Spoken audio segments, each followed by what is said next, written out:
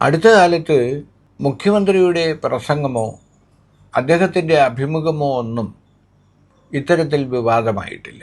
ഹിന്ദു പത്രത്തിൽ വന്ന ഡൽഹി ലേഖിക നടത്തിയ അഭിമുഖം വിവാദമായത് മുഖ്യമന്ത്രി പറയാത്ത ചില പരാമർശങ്ങൾ അതിൽ കടന്നുകൂടി എന്ന് വന്നപ്പോഴാണ്. സ്വർണ്ണക്കള്ളക്കടത്തിനെക്കുറിച്ചും മലപ്പുറം ജില്ലയിൽ സ്വർണ്ണക്കള്ളക്കടത്തുകാർ ഹവാല പണവും മറ്റും ദേശവിരുദ്ധ പ്രവർത്തനത്തിന് ഉപയോഗപ്പെടുത്തുന്നു എന്ന മട്ടിലുള്ള മുഖ്യമന്ത്രിയുടെ പരാമർശമാണ് വിവാദത്തിന് വഴിവെച്ചത്. അങ്ങനെ ഒരു പ്രദേശത്തിൻ്റെ പേരെടുത്ത് പറഞ്ഞുകൊണ്ട് അവിടുത്തെ ജനതയെ കുറ്റപ്പെടുത്തിക്കൊണ്ട് താൻ പറഞ്ഞിട്ടില്ലെന്നും അത് പിശകാണെന്നുമാണ് മുഖ്യമന്ത്രി പിന്നീട് പ്രതികരിച്ചത്. ഇതിനിടയിൽ തന്നെ മുഖ്യമന്ത്രിയുടെ സെക്രട്ടറി PM മനോജ് ഹിന്ദു പത്രാധിപർക്ക് കത്തെഴുതുകയും ഹിന്ദു പത്രം ആ കത്തിന് പ്രതികരണമായി ഒരു വിശദീകരണം പുറപ്പെടുവിക്കുകയും ചെയ്തു. അവർ പറഞ്ഞത് ഒരു PR ഏജൻസിയാണ് മുഖ്യമന്ത്രിയുടെ അഭിമുഖം തരപ്പെടുത്തിയതെന്നും അവരോട് മുഖ്യമന്ത്രി അഭിമുഖത്തിന് തയ്യാറാണെന്ന് അറിയിച്ചത് ആ PR ഏജൻസിയാണെന്നും ആ അഭിമുഖത്തിന് ശേഷം മുഖ്യമന്ത്രി നേരത്തെ നടത്തിയ ഒരു പ്രസംഗത്തിൻ്റെ ഭാഗം കൂടി ഇതിൽ ഉൾപ്പെടുത്തണമെന്ന് പറഞ്ഞ് എഴുതി നൽകിയത് ആ ഏജൻസിയാണെന്നും അങ്ങനെയാണ് ഈ വിവാദ പ്രശ്നമുണ്ടായതുമെന്നാണ് ഹിന്ദുവിൻ്റെ വിശദീകരണം. എന്തായാലും ഹിന്ദു പത്രം ദേശീയ തലത്തിൽ വായിക്കപ്പെടുകയും മലപ്പുറം ജില്ലയിലെ ജനങ്ങൾക്കും ഒരു പ്രത്യേക സമുദായത്തിനും മുഖ്യമന്ത്രിയുടെ ഈ പരാമർശം മുറിവേൽപ്പിക്കുകയും ചെയ്തു എന്നത് യാഥാർത്ഥ്യമാണ്. അതിനെതിരെ മുസ്ലിം ലീഗും ജമാഅത്ത് ഇസ്ലാമിയും വെൽഫെയർ പാർട്ടിയും അടക്കമുള്ള കാന്തപുരം അടക്കമുള്ള ന്യൂനപക്ഷ സമുദായ നേതാക്കളും പ്രസ്ഥാനങ്ങളും രംഗത്ത് വരികയും ചെയ്തു. അതോടെയാണ് കോഴിക്കോട് നടത്തിയ പ്രസംഗത്തിൽ മുഖ്യമന്ത്രി അത് ആ പത്രത്തിന് പറ്റിയ ഒരു പെശകാണെന്നും അത് പത്രത്തിനെ അറിയിച്ചിട്ടുണ്ടെന്നും അതിലവർ ഖേദം പ്രകടിപ്പിച്ചിട്ടുണ്ടെന്നും വെളിപ്പെടുത്തിയത്. അപ്പോൾ എന്തിനാണ് മുഖ്യമന്ത്രി പിണറായിയെ പോലൊരാൾ ഒരു PR ഏജൻസി വഴി ഒരു അഭിമുഖം ഹിന്ദുവിന് നൽകിയത്? കേരളത്തിൻ്റെ മുഖ്യമന്ത്രി ഒരു അഭിമുഖം നൽകാമെന്ന് പറഞ്ഞാൽ ഹിന്ദു എന്നല്ല, കേരളത്തിലെ ഇന്ത്യയിലെ ഏത് മാധ്യമവും ആ അഭിമുഖം എടുക്കാനും പ്രസിദ്ധപ്പെടുത്താനും തയ്യാറാകും. അപ്പോൾ എന്തിനായിരുന്നു ഇടനിലക്കാരായി ഒരു PR ഏജൻസി പ്രത്യക്ഷപ്പെട്ടത്?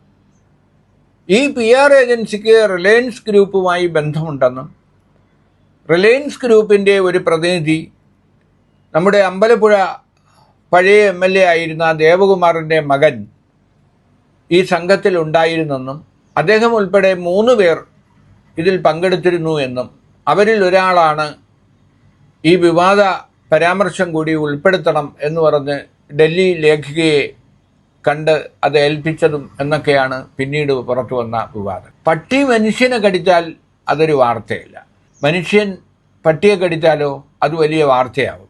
നമ്മൾ ജേർണലിസം വിദ്യാർത്ഥികൾ ആദ്യകാലങ്ങളിൽ തന്നെ പഠിക്കുന്ന ഒരു കാര്യമാണത്. അപ്പോൾ ഈ വിവാദങ്ങൾ ഉണ്ടാക്കുക, ആ വിവാദങ്ങളിൽ അഭിരമിക്കുക, യഥാർത്ഥ പ്രശ്നങ്ങളിൽ നിന്ന് ഒളിച്ചോടുക എന്നത് നമ്മുടെ കമ്മ്യൂണിസ്റ്റ് പാർട്ടികളുടെ ഇടതുപക്ഷത്തിൻ്റെ ഒരു സവിശേഷതയാണ്. ഒന്നാം പിണറായി സർക്കാരിൻ്റെ കാലത്തും രണ്ടാം പിണറായി സർക്കാരിൻ്റെ കാലത്തും എന്തെല്ലാം വിവാദങ്ങൾ ഉയർന്നു. സ്പ്രിംഗ്ലർ ഇടപാട്, PWCയുമായിട്ടുള്ള വിവാദ കരാറുകൾ, സ്വപ്ന സുരേഷിൻ്റെ നിയമനം, മുഖ്യമന്ത്രിയുടെ ഓഫീസ് കേന്ദ്രീകരിച്ച് നടന്ന സ്വർണ്ണക്കള്ളക്കടത്ത്, പ്രിൻസിപ്പൽ സെക്രട്ടറി ആയിരുന്ന ശിവശങ്കറിൻ്റെയും സ്വപ്നയുടെയും അറസ്റ്റ്, ഈ കാലയളവിൽ സ്വപ്ന ജയിലിൽ നിന്ന് പുറപ്പെടുവിച്ച ശബ്ദ സന്ദേശം, മുഖ്യമന്ത്രിയുടെ പേര് പറയാൻ ചില ഉദ്യോഗസ്ഥർ, കസ്റ്റംസ് ഉദ്യോഗസ്ഥർ തന്നെ നിർബന്ധിച്ചു എന്ന ശബ്ദ സന്ദേശം, ആ ശബ്ദ സന്ദേശത്തെക്കുറിച്ച് പിന്നീടുണ്ടായ വിവാദങ്ങൾ. അപ്പോൾ മുഖ്യമന്ത്രിയുടെ ഓഫീസിലെ പ്രിൻസിപ്പൽ സെക്രട്ടറി ശിവശങ്കറും അവിടെ തന്നെ പ്രവർത്തിച്ചിരുന്ന സ്വപ്നയും അടക്കമുള്ളവർ പ്രതിസ്ഥാനത്താവുകയും ജയിലിൽ കിടക്കുകയും ഒക്കെ ഉണ്ടായ സംഭവങ്ങളാണ് ഒന്നാം പിണറായി സർക്കാരിൻ്റെ പ്രതിച്ഛായ തകർത്തത്. എന്നിട്ടും ആ സർക്കാർ അധികാരത്തിൽ വന്നു എന്നതുകൊണ്ട് ഈ പറഞ്ഞ ആരോപണങ്ങളെല്ലാം കെട്ടടങ്ങിപ്പോയി, കേസുകളെല്ലാം ഇല്ലാതായിപ്പോയി എന്നായിരുന്നു പിന്നീട് അവകാശപ്പെട്ടത്, ഇടതുപക്ഷം അവകാശപ്പെട്ടത്. രണ്ടാം പിണറായി സർക്കാരിൻ്റെ കാലത്തും അത്തരം വിവാദങ്ങൾ തന്നെയാണ് ആവർത്തിക്കുന്നത്. രണ്ടാം പിണറായി സർക്കാരിൻ്റെ കാലത്ത് കെയറെയിലിന് വേണ്ടി ജനങ്ങളുടെ അനുമതിയില്ലാതെ അവരുടെ സ്ഥലത്ത് മഞ്ഞക്കുറ്റികൾ സ്ഥാപിച്ച സംഭവം, അതിനെതിരെ ഉയർന്ന പ്രക്ഷോഭങ്ങൾ, കേന്ദ്രത്തിൻ്റെ അനുമതി, റെയിൽവേയുടെ അനുമതി ഉണ്ടെന്നും ഇല്ലെന്നുമുള്ള വിവാദങ്ങൾ, ഇപ്പോൾ ഈ കെയറെയിൽ എവിടെ എത്തി? എന്താണ് അതിൻ്റെ അവസ്ഥ? ഈ മഞ്ഞക്കുറ്റികൾ ഇപ്പോഴും പ്രതീകങ്ങളായി നിൽക്കുന്നു. അവിടെ തുടങ്ങിയ വിവാദങ്ങൾ അതിനുശേഷം മുഖ്യമന്ത്രിയുടെ മകളുമായി ബന്ധപ്പെട്ട് മാസപ്പടി വിവാദത്തെ നിഷേധിച്ചുകൊണ്ടുള്ള സർക്കാരിൻ്റെയും പാർട്ടിയുടെയും നിലപാട്, ഏറ്റവും ഒടുവിൽ ആ വിഷയത്തിൽ അന്വേഷണം EDയും അതുപോലെ SFIOയും നടത്തിവരുന്നു. അതിനെതിരെ കർണാടക ഹൈക്കോടതിയിലും ഡൽഹിയിലും കേരള ഹൈക്കോടതിയിലും നിലവിലുള്ള കേസുകൾ. അങ്ങനെ വിവാദങ്ങളുടെ ഒരു ഘോഷയാത്രയാണ് ഈ രണ്ടാം പിണറായി സർക്കാരിലും ഉണ്ടായിരിക്കുന്നത്. ഏറ്റവും ഒടുവിലിപ്പോൾ മുഖ്യമന്ത്രിയുടെ ജഹുവയായി വളരെ കാലം രംഗത്ത് വന്നിരുന്ന PV അൻവർ രാഹുൽ ഗാന്ധിക്കെതിരെ പോലും ആഞ്ഞടിച്ചിരുന്നു. രാഹുൽ ഗാന്ധിയുടെ DNA പരിശോധിക്കണം എന്ന വിവാദ പ്രസ്താവനയെ പോലും സപ്പോർട്ട് ചെയ്തുകൊണ്ട് മുഖ്യമന്ത്രി പിണറായി തെരഞ്ഞെടുപ്പ് കാലത്ത് സംസാരിച്ചിരുന്നു. അങ്ങനെ എല്ലാ അർത്ഥത്തിലും മുഖ്യമന്ത്രിയുടെ ഏറ്റവും അടുത്ത ആളായി അറിയപ്പെട്ടിരുന്ന MLA PV അൻവർ ഈ സർക്കാരിനെതിരെ ഉന്നയിച്ച ഗുരുതരമായ ആരോപണങ്ങൾ, സ്വർണ്ണക്കള്ളക്കടത്തും മറ്റും ഉൾപ്പെടെയുള്ള ആരോപണങ്ങൾ, ഈ ആരോപണങ്ങളുടെ പശ്ചാത്തലത്തിലാണ് ഇപ്പോൾ പുതിയ വിവാദം, ഈ ഹിന്ദുവിൽ നൽകിയ വിവാദവുമായി പുറത്തു വന്നിരിക്കുന്നത്. അപ്പോൾ വിവാദങ്ങൾ ഉണ്ടാക്കി യഥാർത്ഥ പ്രശ്നങ്ങളിൽ നിന്ന് ഒളിച്ചോടുക, ജനശ്രദ്ധ തിരിക്കുക. കേരളത്തിൻ്റെ സമ്പദ് വ്യവസ്ഥ എന്താണ് ഇപ്പോഴത്തെ അവസ്ഥ? ട്രഷറികളിൽ 5 ലക്ഷത്തിന് മുകളിൽ ഉള്ള ചെക്കുകൾക്ക് ഏർപ്പെടുത്തിയിരിക്കുന്ന നിരോധനം, അങ്ങനെ വൻ പ്രതിസന്ധികളിലൂടെ കടന്നു പോകുമ്പോൾ വിധവാ പെൻഷൻ അടക്കം മറ്റ് പെൻഷൻ, സ്കൂളുകളിലെ ഉച്ചക്കഞ്ഞി വിതരണം തുടങ്ങി ഒരുപാട് പ്രതിസന്ധികളിലൂടെയാണ് സർക്കാർ കടന്നു പോകുന്നത്. അതിനെക്കുറിച്ചൊന്നും സർക്കാരിന് വേവലാതിയില്ല.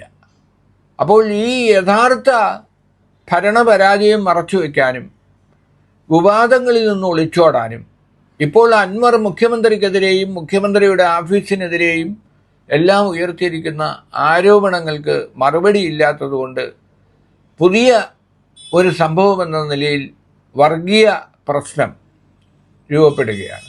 വളരെ കാലമായി BJPയും RSSും ഉന്നയിക്കുന്ന ആരോപണമാണ് മലപ്പുറം ജില്ലയിലെ ജനങ്ങളെക്കുറിച്ച് അവർ കള്ളക്കടത്ത് നടത്തുന്നെന്നും ആ കള്ളക്കടത്ത് പണം തീവ്രവാദ പ്രവർത്തനങ്ങൾക്ക് ഉപയോഗിക്കുന്നു എന്നുള്ള BJPയുടെ ആരോപണം തന്നെയാണ് ഇപ്പോൾ അതേ സ്വരത്തിൽ. വിവാദ അഭിമുഖത്തെക്കുറിച്ച് PB അംഗം A വിജയരാഘവൻ പറഞ്ഞത് PR ഏജൻസികൾ രാജ്യദ്രോഹമല്ല നടത്തുന്നത്, അതിനർത്ഥം PR ഏജൻസികളെ ഉപയോഗപ്പെടുത്തിയതിൽ തെറ്റില്ല എന്ന് തന്നെയാണ്. മാത്രമല്ല പത്രം വീഴ്ച വ്യക്തമാക്കിയിട്ടുമുണ്ട്, മുഖ്യമന്ത്രിയാകട്ടെ കാര്യങ്ങൾ വ്യക്തമായി പറഞ്ഞിട്ടുമുണ്ട്. അപ്പം സാഹചര്യമനുസരിച്ച് PR ഏജൻസികളെ ഉപയോഗിക്കാം എന്ന മട്ടിലാണ് PB അംഗം A വിജയരാഘവൻ ഇതേക്കുറിച്ച് പ്രതികരിച്ചത്. എന്നാൽ മന്ത്രി മുഹമ്മദ് റിയാസ് ഈ PR ഏജൻസിയെക്കുറിച്ച്, അവരുടെ ഇൻവോൾവ്മെൻറ്റിനെ കുറിച്ച് ഒന്നും പറയുന്നില്ല. പക്ഷെ അദ്ദേഹം പറയുന്നത് ഇടതുപക്ഷ സർക്കാരിൻ്റെ തലയാണ് പിണറായി, അപ്പോൾ ആ തലയ്ക്കടിക്കാനുള്ള ശ്രമമാണ്. കാരണം ഇടതുപക്ഷത്തിന് ഓരോ കാലത്തും നേതൃത്വം നൽകുന്ന ആളിൻ്റെ തലയ്ക്കടിക്കുക എന്ന മട്ടിൽ ഉള്ള ഒരു ശ്രമത്തിൻ്റെ ഭാഗമാണ്, മുഖ്യമന്ത്രിയുടെ പ്രതിച്ഛായ തകർക്കാനുള്ള ശ്രമത്തിൻ്റെ ഭാഗമാണ് ഈ വിവാദം. എന്തായാലും മുഖ്യമന്ത്രിയുടെ സെക്രട്ടറി ഹിന്ദുവിന് കത്ത് നൽകിയതും ഹിന്ദുവിൻ്റെ വിശദീകരണവും എല്ലാം നാടകീയത നിഴലിക്കുന്നതാണ്. അതുകൊണ്ട് തന്നെ ദുരൂഹമാണ് ഈ വിവാദം. യഥാർത്ഥ പ്രശ്നങ്ങളിൽ നിന്ന് ഒളിച്ചോടാനുള്ള ഒരു നീക്കത്തിൻ്റെ ഫലം തന്നെയാണ് ഇപ്പോഴുണ്ടായിരിക്കുന്ന ഈ വിവാദം.